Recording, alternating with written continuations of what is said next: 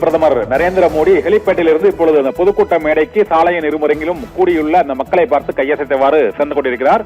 இந்த சூழ்நிலையில் செங்கல்பட்டு மாவட்டம் மதுராந்தகத்தில் நடைபெறக்கூடிய இந்த தேசிய ஜனநாயக கூட்டணியின் மாநாடானது தமிழக அரசியலில் என்ன தாக்கத்தை ஏற்படுத்தும் என்பது உள்ளிட்ட பல்வேறு விதமான அரசியல் கணிப்புகள் இருந்து கொண்டிருக்கின்றன. ஏனென்றால் இரண்டு கூட்டணிகளும் கூட்டணி திமுக கூட்டணியும் அதிமுக பாஜக கூட்டணியும் கிட்டத்தட்ட இறுதியாகி விட்டன. இதில் புதிதாக கூட்டணி கட்சிகள் இணைவதற்கான கட்சிகளே இல்லை என்பதுதான் கூற வேண்டும். ஒரே ஒரு தேமுதிக மட்டும்தான் தன் நிலையை இன்னும் செயல்படுத்தவில்லை. பாட்டாளி மக்கள் கட்சியை பொறுத்தவரை சட்ட ரீதியான சிக்கல் இருக்கிறது. இந்த சூழ்நிலையில் இந்த தேசிய ஜனநாயக கூட்டணியின் மாநாடு தொடர்பாக நம்மளுடைய அரசியல் விமர்சகர் பொங்கலூர் மணிகண்டன் இணைந்திருக்கிறார். அவரிடம் கேட்கலாம். பொங்கலூர் மணிகண்டன் சார், வணக்கம் சார். வணக்கம் சார். வணக்கம். இந்த தேசிய ஜனநாயக கூட்டணியின் முதல் பரப்புரை மாநாடு என்றே இதை எடுத்துக்கொள்ளலாம். இந்த கூட்டணி இறுதியாகி விட்டதா, இன்னும் புதிதாக கட்சிகள் சேரலாமா? இன்றைய கூட்டம் என்ன தாக்கத்தை ஏற்படுத்தும் நினைக்கிறீங்க சார் தமிழக அரசியல் களத்துல, தேர்தல் களத்துல? தமிழ்நாட்டில் ஆண்டு கொண்டிருக்கிற திராவிட முன்னேற்ற கழக ஆட்சி மீது மக்களுக்கு மிகப்பெரிய அதிருப்தி நிலவுகிறது. கடந்த 5 ஆண்டுகள் நெருங்கிற நிலையில் திரு ஸ்டாலினுடைய அரசு எல்லா வகையிலும் தோல்வியடைந்திருக்கிறது. காரணம், இன்னைக்கு விலைவாசி உயர்வு பல்வேறு வகையில எல்லாமே உயர்த்தப்பட்ட நிலையில் மக்கள் இன்றைக்கு மிகச் சிரமத்தில் இருந்து கொண்டிருக்கிறார்கள். இந்த நிலையில் மாண்புமிகு பாரத பிரதமர் அவர்கள் இன்றைக்கு தமிழ்நாட்டுக்கு வந்திருக்கின்றார்.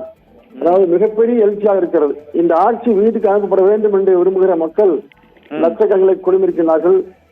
அதிமுக தலைமையில் அமைந்திருக்கிற இந்த வலிமையான இந்த கூட்டணி மூலமாக 2026 நிச்சயமாக எடப்பாடி பழனிசாமி அவர்கள் முதலமைச்சராக வருவார் என்கிற நம்பிக்கை உருவாகியிருக்கிறது. காரணம், இந்த ஆட்சி மீது அதிருப்தி.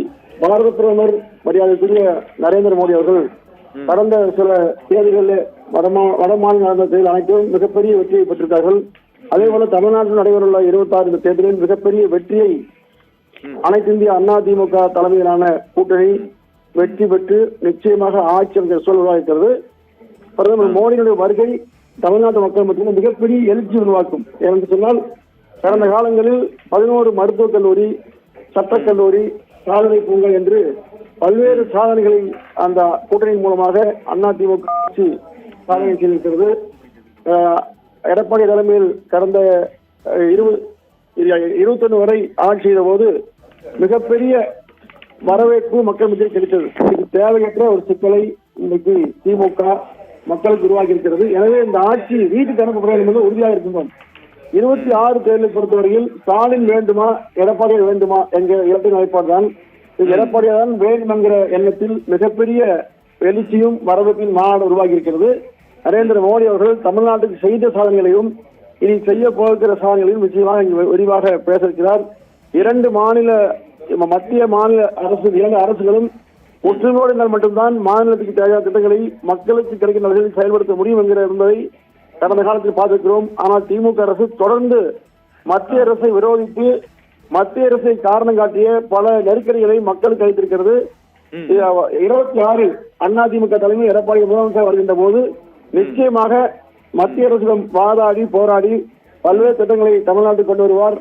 ஏற்கனவே உள்ள திட்டங்கள் கிடப்பிலே போட்டிருக்கிறது மாநில அரசு, திரு ஸ்டாலின் அரசு. அவை அனைத்துமே நடைமுறைப்படுத்தப்படும். இந்த மாநாடு மிகப்பெரிய எழுச்சியை உருவாகி இருக்கிறது. இந்த மாநாட்டின் மூலமாக யார் அடுத்த முதலமைச்சர் என்பதை நிச்சயமாக மக்கள் உணரப் போகிறார்கள். அந்த வகையில் மாண்புமிகு எடப்பாடி அவர்கள் 2026 தமிழ்நாடு முதலமைச்சர் வருவார். நல்ல பல திட்டங்களை தமிழ்நாட்டுக்கு தருவார். ஆமா, பொங்கல் இன்னொரு முக்கியமானது, ஒரு 9 ஆண்டுகளுக்கு பிறகு இந்த ஒரே மேடையில் இந்த இபிஎஸ், டிடிவி உள்ளிட்டோர், டிடிவி தினகரன், அமமுகவின் டிடிவி தினகரன் உள்ளிட்டோர் ஒரே மேடையில் அமைந்திருக்கிறார்கள். இது தவிர பாட்டாளி மக்கள் கட்சியில் அன்புமணி பிரிவு இருக்கிறது. இன்று அந்த சின்னத்தை பயன்படுத்துவது தொடர்பாகவும் ஒரு விமர்சனத்தை டாக்டர் ராமதாஸ் போட்டிருக்கிறார். இந்த முரண்பாடுகளும் இன்றைய கூட்டத்தில் களையப்பட்டு தொண்டர்கள் ஓரணியில அந்த இணைந்துருவாங்களா, அவங்களுக்குள்ள அந்த ஒருங்கிணைப்பு விரைவில் நடைபெறும் நினைக்கிறீங்களா அந்த கூட்டத்துக்கு பிறகு? டாக்டர் அன்புமணி ராமதாஸ் அவர்கள் தலைமையில் உள்ளதுதான் உண்மையான பாட்டாளி மக்கள் கட்சி என்பது சட்ட ரீதியாகவும் நிறுவனமாயிருக்கிறது. தேர்தல் கமிஷனும் அங்கீகாரம் செய்திருக்கிறது. இந்த நிலையில் மேலும் சில கட்சிகள் இந்த அதிமுக அணிகளை இணைக்கிறது. இப்பொழுது 99% அணிகள் பார்ட்டிகள் இணைந்து வலிமையாக இருக்கிறது. இன்னும் 1 கட்சிகள் விரைவில் இணைய இருக்கிறது. அதற்கான பேச்சுவார்த்தை நடந்து கொண்டிருக்கிறது. டாக்டர் ராமதாஸ் பொறுத்தவரையில் நிச்சயமாக திமுக செய்கிற தவறு வச்சு உடனடியாக அவர் சென்றால் நிச்சயமாக அவரை அந்த மக்கள் மன்னிக்க மாட்டார்கள். அன்புமணி ராமதாஸ் அவர்கள் மிக சரியான நேரத்தில் சரியான முடிவு எடுத்து தமிழ்நாட்டில் ஆட்சி மாற்றம் அமைய முடிவெடுத்திருக்கிறார். எனவே மாம்பழச்சேரம் என்பது டாக்டர் அன்புமணி ராமதாஸ் தலைமையிலான பாமக தான் நிச்சயமாக கிடைக்கும். 99% மக்கள் அன்புமணி ஆதரிக்கிற போது 1% மட்டுமே ஆதரவு ராமதாஸ் அவர்களால் நிச்சயமாக எந்த பாதிப்பும் ஏற்படுத்த முடியாது. இவர் டிடிவி தினகரன் அதாவது அந்த 2021 தேர்தலில் அந்த கூட்டணி கட்சிகளுக்கிடையே ஏற்பட்ட அந்த பிளவு இந்த முறை இணைந்திருப்பதால் அந்த தென் மாவட்டங்கள் மற்ற இடங்கள்ல இந்த முறை இந்த வெற்றியை ஈட்ட முடியுமா? அந்த வாக்குகள் அதிமுக பக்கம் ஒட்டுமொத்தமாக திரும்புவதற்கான வாய்ப்பு இருக்குதா சார்? நிச்சயமா சார், நீங்க சரியான கேட்டீங்க. 21 ஒரு சில கூட்டணிகள் அமையாததன் விளைவுதான் நிச்சயமாக ஆட்சி மாற்றத்திற்கு காரணமாக அமைந்தது. குறிப்பாக ஒரு வெறும் 3% வாக்குகள் மட்டுமே கூடுதலாக பெற்று திரு ஸ்டாலின் ஆட்சி அமைத்தார். இன்னைக்கு அதுக்கான வாய்ப்பே இல்லை. அனைவரும் ஒன்றாக நிற்கிறார்கள். ஒரு 13% வாக்குகள் மேலும் கூடுதலாக பெற்றிருக்க 13% காரணம் ஒரு 10% வாக்குகள் திமுக மீதுல அதிருப்தியின் வாய்ப்பாக கிடைக்கும். எனவே அந்த வாக்குகள் எல்லாம் கூடுதலாக பெற்று கிட்டத்தட்ட 50% வாக்குகளை நெருங்கி அதிமுக மிகப்பெரிய வெற்றியோடு தனிப்பெரும்பான்மையுடன் தமிழ்நாட்டில் ஆட்சி அமைக்கும். எடப்பாடியார் 2வது முறையாக அவர் முதலமைச்சர் வருவார். எடப்பாடியார் வர வேண்டும் என்பதுதான் தமிழ்நாட்டு மக்கள் விருப்பமா இருக்கிறது. என்றால் மக்கள் விரும்புகிற ஒரு எளிய முதலமைச்சர் யார் வேணுமோ அணுக முடியும். அவர் சொன்ன வாக்குறுதிகள் அனைத்தும் நிறைவேற்றிருக்கிறார். மக்கள் என்னவெல்லாம் தேவை என்று சொன்னார்களோ, குறிப்பாக பாதுகாக்கப்பட்ட டெல்டா மாவட்டம், டெல்டா மண்டலம், 7.5 அவினாசி அத்திக்கரவு போன்ற எண்ணற்ற திட்டங்களை குறிப்பிட முடியும்.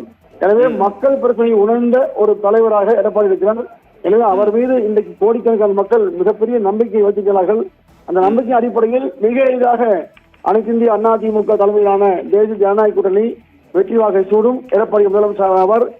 எந்த சக்தியும் தடுக்க முடியாது.